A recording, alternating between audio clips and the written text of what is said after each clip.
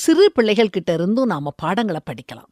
ஒரு குழந்தை முழங்கால நின்னு பயபக்தியோட அ, ஆ, இ, ஈ, உ, ஊ அப்படின்னு சொல்லிக்கிட்டு இருந்துச்சு. அந்த குழந்தையோட தாய் இத உன்னிப்பா கவனிச்சிட்டு இருந்தா. குழந்தை பக்கத்துல போய், "என்னம்மா, ஆண்டவருக்கு ஆனா ஆவன்னா சொல்லிக் குடுக்குறியான்னு?" கேட்டா. அதுக்கு அந்த பொண்ணு, "அம்மா, எனக்கு ஜெபிக்க தெரியல. நான் ஆண்டவர்கிட்ட அ, ஆ, இ, ஈ எல்லாத்தையும் சொல்லிட்டா, அவர் அதிலிருந்து எழுத்துக்கள பொறுக்கி வார்த்தையாக்கி ஜெபமா எடுத்துக்கிடுவாரு. நீண்ட ஜெபமோ சின்ன ஜெபமோ அவர் இஷ்டப்படி உருவாக்கிக்கிடட்டும்னு" சொன்னா. அந்த அம்மா யோசிச்சு பார்த்தா.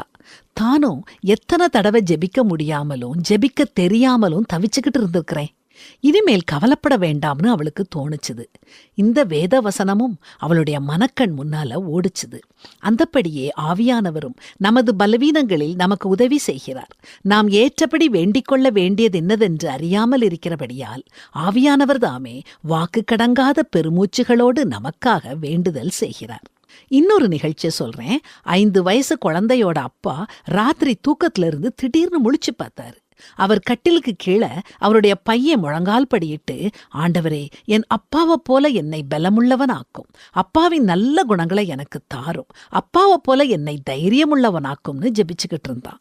அப்பாவுக்கு ஆச்சரியம். அவன் தூங்குனதுக்கு அப்புறம் அவன் கட்டில் பக்கத்துல போய் முழங்கால் படியிட்டாரு. அவர் கண்கள்ல இருந்து கண்ணீர் கொட்டுச்சு. "ஆண்டவரே, என் குழந்தை என்னைப் போல ஆகணும்னு ஜெபிக்கிறான். ஆனா என் மனசாட்சியோ என் குறைகளையும் பாவங்களையும் எனக்கு சுட்டி காட்டுது.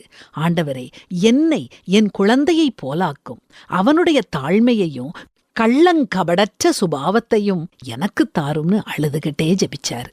இயேசு சொல்றத கேளுங்க. நீங்கள் மனம் திரும்பி பிள்ளைகளைப் போல் ஆகாவிட்டால் பரலோக ராஜ்யத்தில் பிரவேசிக்க மாட்டீர்கள் என்று மெய்யாகவே உங்களுக்கு சொல்லுகிறேன்.